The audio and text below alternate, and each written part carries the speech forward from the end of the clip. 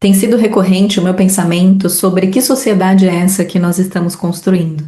E mais do que isso, será que é a mesma sociedade que nós gostaríamos de verdade de viver? Como você tem tratado as pessoas que cruzam o seu caminho diariamente? O porteiro, o entregador, o garçom, a garçonete?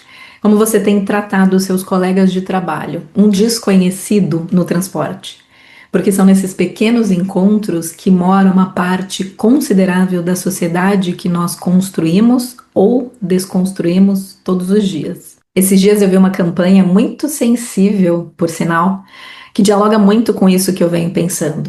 Ela mostra o quanto nós não olhamos mais nos olhos das pessoas.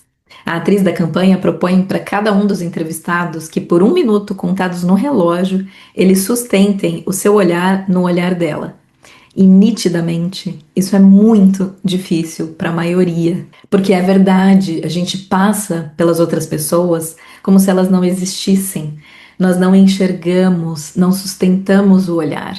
E nesse não olhar, a gente perde a capacidade de ver o outro como alguém que existe e que carrega uma história. Porque ali tem verdade, tem presença, tem algo que atravessa a gente mesmo sem palavras. Em que momento nós começamos a achar normal a indiferença no modo como nós enxergamos ou tratamos as pessoas? Eu realmente acreditei que com as experiências que nós vivemos durante a pandemia, a gente fosse melhorar.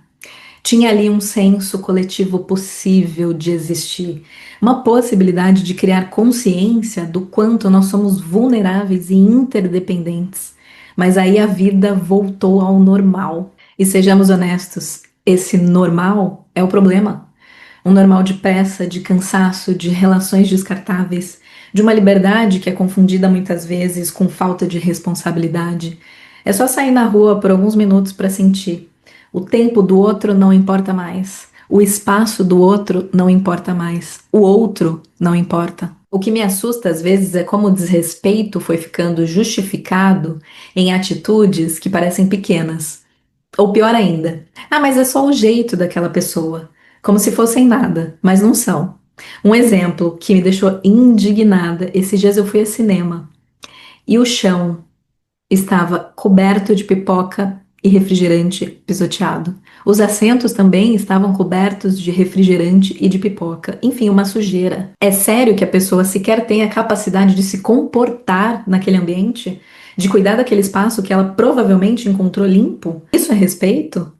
E será que é assim que essa pessoa se comporta na própria casa? Realmente o que me parece é que a sensação é essa, é o trabalho deles, né? Mas isso não deveria ser sinônimo de falta de respeito. O fato de alguém estar servindo não torna essa pessoa invisível. E eu tô falando aqui de pessoas que têm noção, que têm educação básica e que têm acessos. É sempre bom lembrar. Pensa comigo, o que esses gestos dizem sobre essas pessoas?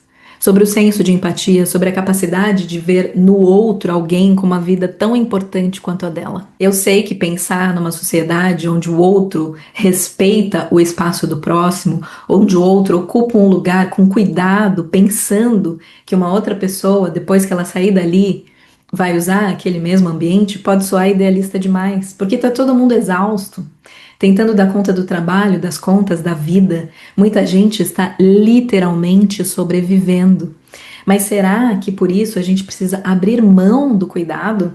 Não seria o oposto? Eu não estou falando aqui de grandes revoluções, mas das microações possíveis, da maneira como você responde alguém, como você escuta, de escolher olhar nos olhos, de estar presente, de jogar o lixo no lixo, de ajeitar a louça depois de comer, de pensar no outro mesmo quando ninguém parece estar vendo. Parece pouco, mas não é. Esses gestos são escolhas possíveis. Muitas coisas são grandes demais para uma única pessoa mudar. Eu sei. Em alguns lugares, sozinhos, a gente não consegue mover nem um grão de areia sequer. Os problemas são estruturais, antigos e cheios de camadas. Algumas transformações exigem políticas públicas, mobilização e tempo, e nos sentimos pequenos diante disso tudo. Mas pequeno não é sinônimo de irrelevante. Essas pequenas escolhas cotidianas são potentes, porque elas comunicam valores. Elas dizem muito sobre o tipo de mundo que a gente aceita e o tipo de mundo que a gente quer construir. E é justamente no micro que muita coisa começa a mudar.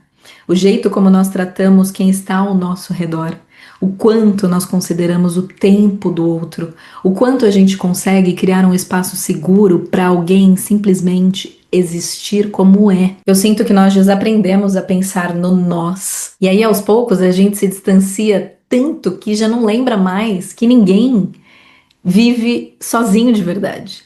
Enquanto a coletividade continuar virando um conceito abstrato, a intolerância e a desigualdade continuam bem concretas. Essa sensação de que todo mundo está sozinho, lutando contra uma estrutura que isola, que separa e que desumaniza. E talvez a armadilha esteja aí, em tentar nos convencer que é assim mesmo, mas eu não quero me acostumar. Eu não quero aceitar e muito menos acreditar na ideia de que gentileza é ingenuidade, de que sensibilidade é ser bobo.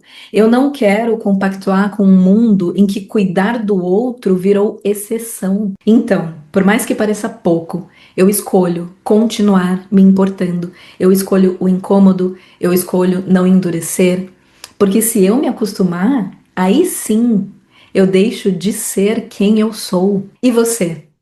O que ainda te comove? O que você também se recusa a aceitar? Talvez a gente possa começar por aí. Considere compartilhar esse vídeo com quem você acha que pode gostar dessa conversa. Aqui no box de descrição eu também deixei um link para a estante da Pan, onde eu separei alguns livros bem legais que eu indico. Se você comprar pelo meu link, você ajuda o canal sem nenhum custo para você. Nós nos vemos no próximo vídeo. Até lá!